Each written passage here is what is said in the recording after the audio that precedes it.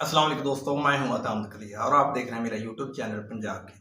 आज का जो हमारा मौजू है, दो किस्म की दो अकसाम गंदम की हैं, जिनमें एक दिलकश है, दूसरी अकबर है। इनका आज मुआवजा करने वाले हैं कि कौन सी गंदम की किस्म कितना खर्चा कराती है, खाद स्प्रे लेती है और कितनी पैदावार देती है, और कौन सी गंदम ज़्यादा पैदावार देती है और कम गिरती है। इन दोनों गंदम की अक़साम का आज हम मुआवजा करने वाले हैं। अगर आप मेरे इस चैनल पर नए आए हैं तो आपसे गुजारिश है कि मेरे इस चैनल को सब्सक्राइब कर लें, वीडियो अच्छी लगे तो इसको लाइक करें, शेयर और कमेंट करें।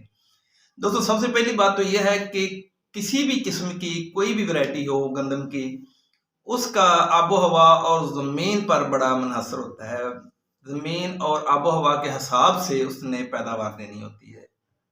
कुछ गंदम की ऐसी अक़साम भी हैं जो गर्मी को बर्दाश्त कर लेती हैं, सर्दी को बर्दाश्त नहीं करती। कुछ सर्दी बर्दाश्त करती हैं, गर्मी को नहीं बर्दाश्त करती, हीट वेव्स को बर्दाश्त नहीं करती।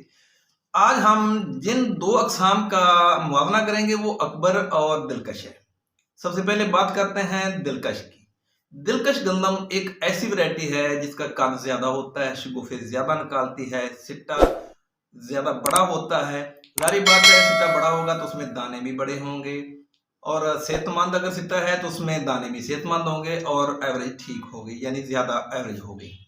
और दूसरी बात यह है कि ये कितना खर्चा कराती है, किसान से कितनी डिमांड करती है, कितनी वो खाद स्प्रे या पानी मांगती है। तो सबसे पहले बात करते हैं कि खाद, नाइट्रोजनी जो खाद होती है, दिलकश गंदम वो ज़्यादा लेती है अकबर की निस्बत।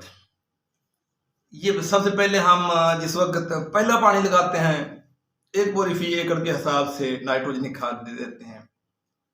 कुछ लोग दूसरे पानी पर भी दे देते हैं ज़मीन के हिसाब से। अगर ज़मीन आपकी कमज़ोर है तो आप 2 से 3 बार भी उसको नाइट्रोजनी खाद यूरिया की शक्ल में दे देते हैं।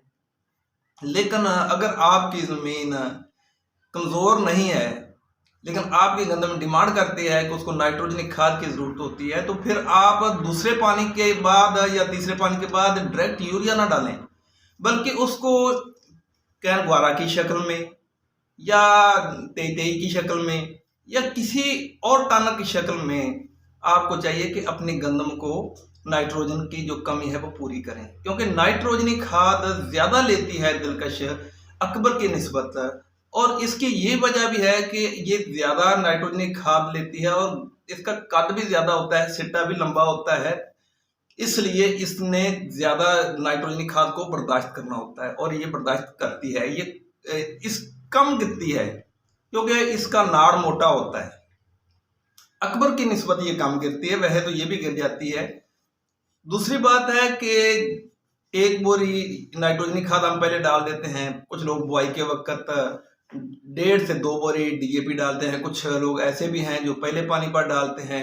लेकिन कुल्ली तौर पर जो किसान 2 बोरी या 1.5 बोरी डीएपी, 1 बोरी पोटाश और उसके बाद नाइट्रोजन पहले पानी या दूसरे पानी पर नाइट्रोजनी खाद यूरिया की शक्ल में देते हैं, और उसके बाद कैन ग्वारा की शक्ल में या जिस तरह के मैंने पहले बताया, इस तरह का मैंने बताया कि 23 की शक्ल में देते हैं। तो इससे उनकी जो गंदम है बहुत बेहतर परफॉर्मेंस करती है, बेहतर ग्रोथ करती है, शगुफ़ा साजी ज़्यादा करती है।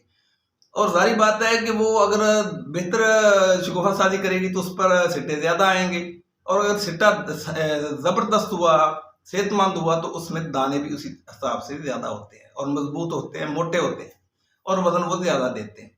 अब बात करते हैं अकबर की। तो बाकी खादों की तरह इसको भी डीएपी और पोटाश तो सेम ही चाहिए, उतनी ही होनी चाहिए। लेकिन यहाँ पर यूरिया की बात करते हैं तो अकबर खाद यूरिया कम लेती है। इसका नाड़ थोड़ा बारीक होता है, इसके गिरने के चांस ज़्यादा होते हैं। शगुफ़े ये भी बहुत अच्छे निकालती है, शगुफ़ों की बात नहीं है। असल जब गिर जाती है, क्योंकि ये इसके नाड़ बारीक होता है, जब ये गिर जाती है तो अकबर का नुकसान ज़्यादा होता है बनिस्बत दिलकश के।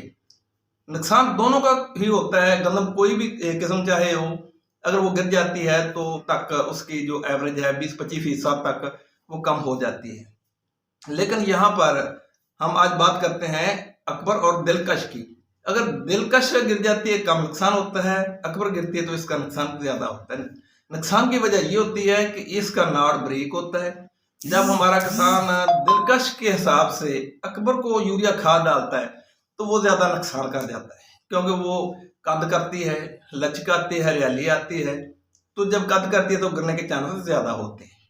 तो हमारे किसानों को चाहिए वो जो अकबर किस्म है गंदम की, उसको भी डायरेक्ट यूरिया खाद सिर्फ एक बार दें, उसके बाद एनपीके की शक्ल में दें, या उसके बाद कैन ग्वारा की शक्ल में दें, या फिर अगर हमारे किसान समझता है कि इसको और खाद की जरूरत है तो अमाइनो एसिड या इस तरह से किसी 23 की शक्ल में ऐसे उसको दे।